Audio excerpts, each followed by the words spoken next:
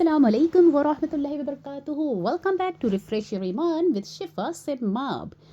तो आज हम लोग फिर से जमा हुए हैं अपना ईमान ताज़ा करने के लिए, और आज से मैं इंशाअल्लाह शुरू करने जा रही हूँ अपने प्यारे नबी सल्लल्लाहु अलैहि वसल्लम का सीरा। तो अब वो शुरू करने के पहले हुज़ूर सल्लल्लाहु अलैहि वसल्लम का सीरा, हुज़ूर सल्लल्लाहु अलैहि वसल्लम के बारे में, तो उनके अब्बू का, उनके दादा के बारे में भी जानना हमें ज़रूरी है। तो हम थोड़ा थोड़ा पहले स्टार्टिंग उसी से करेंगे इंशाअल्लाह। तो चलिए आइए जल्दी से शुरू करें। और हमारा जो पहला टॉपिक है वो है ज़मज़म की खुदाई। जी, ज़मज़म की खुदाई। ज़मज़म याद है ना, सबसे पहले इस्माइल अलैहिस्सलाम के ज़रिए वो हुआ था जब उन्होंने एड़ी रगड़ा था, राइट।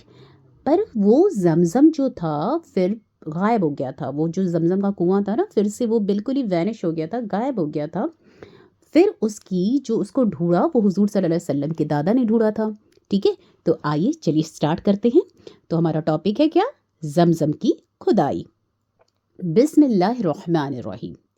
हज़रत इब्राहीम अलैहिस्सलाम के बेटे हज़रत इस्माइल अलैहिस्सलाम के 12 बेटे थे।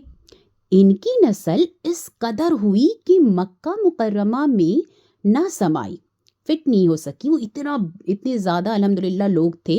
और पूरे हिजाज कहा जाता था उस टाइम, आज के सऊदी अरबिया को, वेस्टर्न सऊदी अरबिया का नाम था हिजाज। ठीक है, तो हिजाज में ये फैली हुई थी इनकी जो पूरी नस्ल थी। इनके एक बेटे क़िदार की औलाद में अदनान हुए। अदनान के बेटे मौद और पोते का नाम नीज़ार था। ठीक है, नीज़ार के 4 बेटे थे। इनमें से एक का नाम मुदर था। मुदर की नस्ल से कुरैश बिन मालिक पैदा हुए, या फहर बिन मालिक भी कहलाए। कुरैश की औलाद बहुत हुई। इनकी औलाद मुख्तलिफ कबीलों में बट गई। कुरैश जो थी, कुरैश भी एक बहुत बड़ी ट्राइब थी, और वो जो उनकी जो नस्ल थी वो डिफरेंट 10 ट्राइब्स में डिस्ट्रीब्यूट हो गई थी। ठीक है, कबीला बन गई थी। इनकी औलाद की मुख्तलिफ कबीलों में बट गई। इनकी औलाद से कुसई ने इक़्तिदार हासिल किया। जो कुसई कबीला वाले थे, कुसई थे, उन्होंने क्या किया, लीडरशिप उनकी हुई। इतने सारे कबीलों में कुसई की लीडरशिप हुई। ठीक है, कुसई के आगे 3 बेटे हुए। इनमें से एक अब्दुल मुनाफ थे, जिनकी अगली नस्ल में, इन्हीं के मुनाफ की अगली नस्ल में हाशिम पैदा हुए। और ये हाशिम कौन थे? ये Hashim the great grand parents of हुजूर सल्लल्लाहु अलैहि वसल्लम थे, हुजूर सल्लल्लाहु अलैहि वसल्लम के दादा के अब्बू। ठीक है, हाशिम ने मदीना के एक सरदार की लड़की से शादी की। इनके यहाँ एक लड़का पैदा हुआ, इसका नाम शैबा रखाया। गौर करें, कौन पैदा हुआ? हाशिम से एक लड़का जिनका नाम शैबा रखाया, शुएबा रखाया। यह पैदा ही हुए थे कि हाशिम साहब का इंतकाल हो गया। इनके भाई मुतल्लिब, किनके? हाशिम साहब के भाई मुतल्लिब मक्का के हाकिम हुए। हाशिम साहब का बेटा मदीना मनव्वरा में ही परवरिश पाया। कौन? शुएबा। ठीक है, शुएबा जो थे वो, ठीक है, परवरिश पा रहे थे। जब मुतल्लिब को मालूम हो गया कि वह जवान हो गए हैं, तो वो भतीजे को लेने के लिए खुद मदीना गए। इसे लेकर मक्का मुकर्रमा पहुंचे तो लोगों ने ख्याल किया कि यह नौजवान इनका गुलाम है। किनका? मुतल्लिब, हाशिम साहब के भाई का जो गुलाम, उसको शोएबा को समझे। ठीक है, और शोएबा वही हैं जो हुजूर सल्लल्लाहु अलैहि वसल्लम के दादा हैं। जी, उनका नाम ये भी था।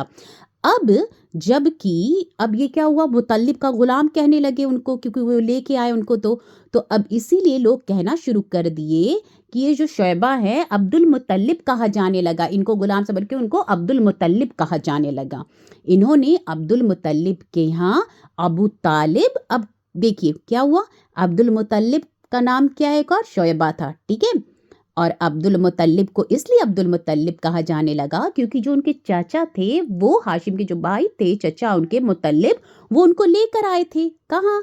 उनको अपने पास लेकर आए, तो लोग सोचे कि ये गुलाम है उनके। ठीक है, तो इस तरह उनका नाम अब्दुल मुतल्लिब पड़ा। عبد المطلب کے ہاں ابو طالب، حمزہ، عباس، عبداللہ، ابو لہب، حارث، زبیر، دریر اور عبد الرحمن پیدا ہوئے۔ ان کے بیٹے عبداللہ سے ہمارے نبی حضرت محمد صلی اللہ علیہ وسلم پیدا ہوئے۔ عبد المطلب کے تمام بیٹوں میں حضرت عبداللہ سب سے زیادہ خوبصورت اور سب سے زیادہ پاک دامن تھے۔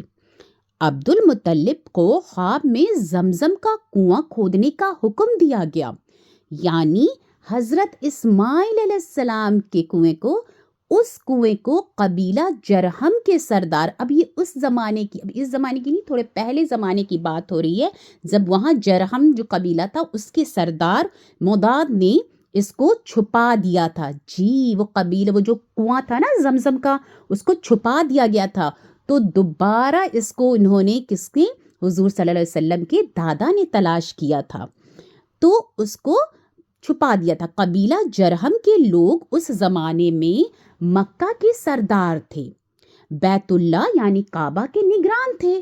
انہوں نے بیت اللہ کی بے حرمتی شروع کر دی تھی۔ ان کا سردار مداد بن عمر تھا، وہ اچھا آدمی تھا، اپنے قبیلے کو سمجھایا کہ بیت اللہ کی بے حرمتی نہ کرو، مگر ان پر کچھ اثر نہ ہوا۔ جب مداد نے دیکھا کہ ان پر کوئی اثر نہ ہوا تو وہ قوم کو اس کے حال پر چھوڑ کر وہاں سے جانے کا فیصلہ کیا۔ اس نے تمام مال و دولت، تلواریں اور ذمے وغیرہ خانہ کعبہ سے نکال کر زمزم کے کنویں میں ڈال دیا اور مٹی سے اس کو پاٹ دیا، اس کو ڈھانپ دینا، کور کر دیا۔ کنویں کو اس کے پہلے ہی خشک ہو چکا تھا، جو کنویں کا پانی تھا وہ پہلے ہی ڈرائی ہو چکا تھا، ختم ہو چکا تھا، تو اس میں جتنا سامان تھا نا، ابھی یہ میں جو بتا رہی ہوں آپ کو، کیا بتا رہی ہوں، ابھی میں بتا رہی ہوں کہ یہ جو کنویں کو دوبارہ جو کھوجا گیا ہے، تو اس کے پہلے جو کنویں کی کنڈیشن تھی، اس کو کس نے، جرہم کے سردار نے کیا کیا تھا، چھپا دیا تھا، ٹھیک ہے، اور کسی کو نہیں پتا تھا۔ حضرت اسماعیل علیہ السلام کے بعد جب پہلا ہوا تھا نا، جب حضرت اسماعیل علیہ السلام اسی وقت زمزم کا تلاش ہوا تھا نا، بٹ اس کے بعد آگے چل کر جب لوگ جو بے حرمتی کرنے لگے تھے کعبہ کا، تو انہوں نے کیا کیا تھا، اور کنواں بھی ڈرائی ہو چکا تھا، تو وہ چھپا کے چلے گئے تھے، وہ چھپا دیے تھے مٹی سے، ٹھیک ہے۔ تو اب دیکھیے اب آگے کیا ہوگا، ٹھیک ہے۔ اب اس کا نام و نشان مٹ گیا تھا، ٹھیک ہے، اس کے بعد جو کنویں کا نام و نشان مٹ گیا تھا، مدتوں تک یہ کنواں بند پڑا رہا تھا۔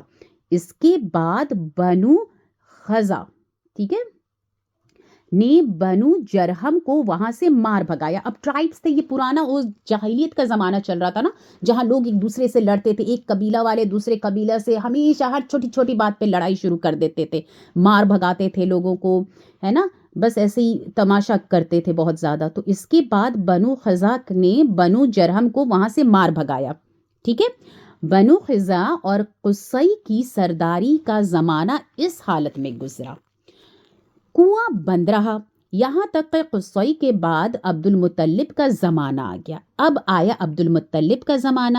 انہوں نے خواب میں دیکھا، کس نے، عبد المطلب نے خواب میں دیکھا، حضور صلی اللہ علیہ وسلم کے دادا نے خواب دیکھا کہ اس کو کھودنے کا حکم دیا جا رہا ہے۔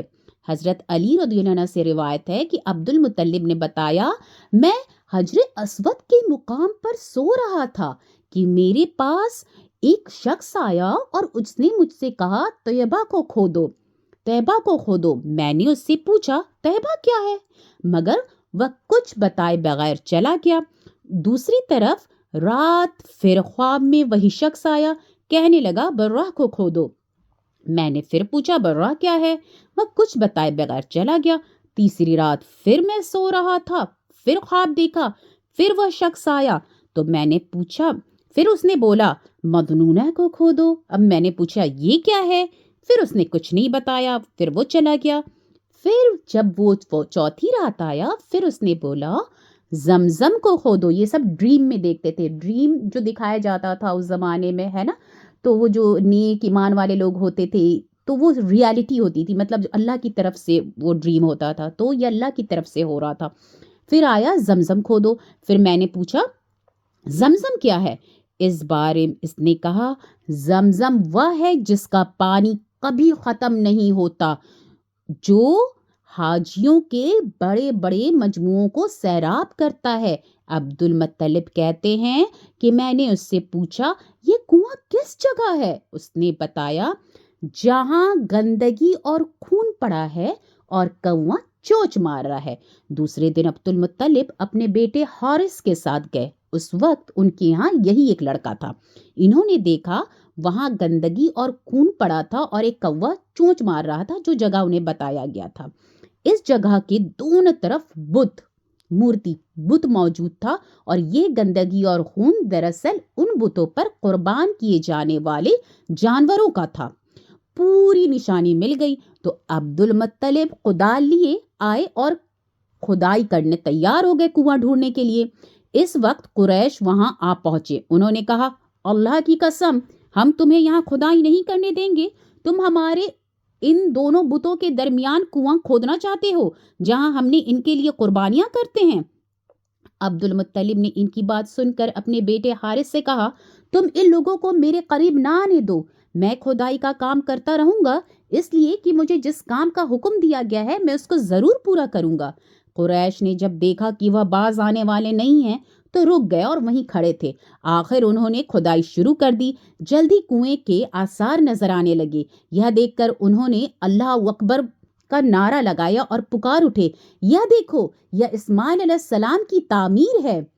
جب قریش نے یہ دیکھا تو انہوں نے کنواں تلاش کر لیا تو ان کے پاس آ گئے اور کہنے لگے عبد المطلب اللہ کی قسم یہ ہمارے باپ اسماعیل علیہ السلام کا کنواں ہے اور اس پر ہمارا بھی حق ہے، اس لیے ہم اس میں تمہارے شریک ہوں گے۔ یہ سن کر عبد المطلب نے کہا یہ تمہیں اس میں شریک نہیں کر سکتا، میں تمہیں اس میں شریک نہیں کر سکتا، یہ مجھ اکیلے کا کام ہے۔